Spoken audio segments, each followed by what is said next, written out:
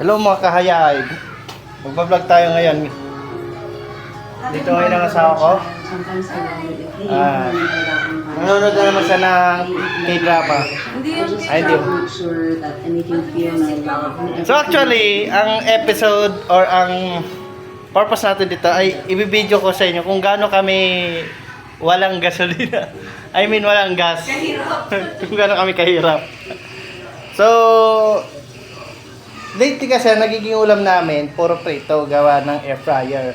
Tama, hotdog, tosino, itlog.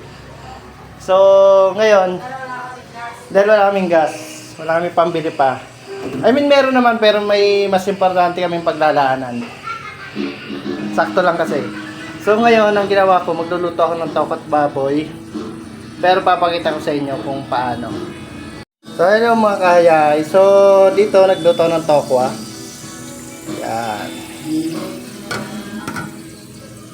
Nagluto ako ng tokwa. Ayan. Pina-fry ko muna yung tokwa para sa tokot baboy.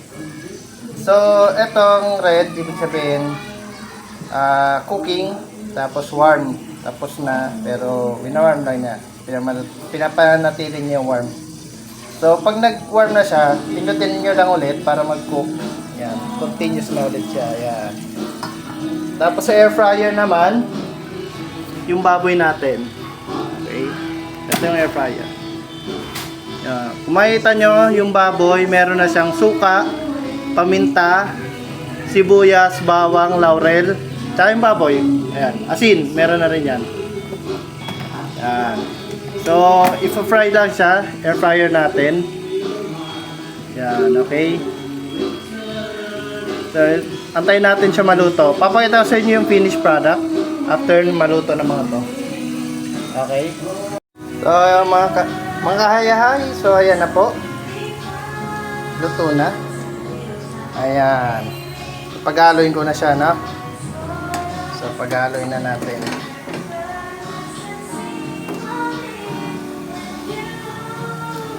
Cameraman, halika dito, cameraman. Man. Cameraman, halika. Cameraman. Cameraman, halika, dali. Ha? Ang cameraman ko. Ay, akala ko nakaano ko. Cameraman. Nakakalawa yan. Ito, hindi ako. Ay, sorry. Sorry po, chef. Hindi marunong mag-camera. Dapat iba na lang hinahid kong cameraman. Sige, edi mag-iba ka na lang. So, ayan na po. Nilagay na natin yung tokwa. Ay, tokwa. Anak ka ng Yung baboy. tokwa. Ay, hindi pa naka-play? Naka-play Okay, yan? yeah. Wow. Tingnan mo yan. Diba? Naka-play. Pag-haloy na natin yung baboy tsaka yung tokwa. Anak ng tokwa. Tokwat mamoy. Yan. Yummy. Ay, hindi naluluto kasi hindi nakabukas oh. Okay lang yan. Namamatay yung pagka na-reach na yung temperature. Wow. Yummy. Ayan pa ang Daddy. Yummy, daddy. Luto by rice cooker. Ilapit mo, di ka masyadong. Ayan. Hindi marunong talaga cameraman ko. Pasensya na po kayo ha.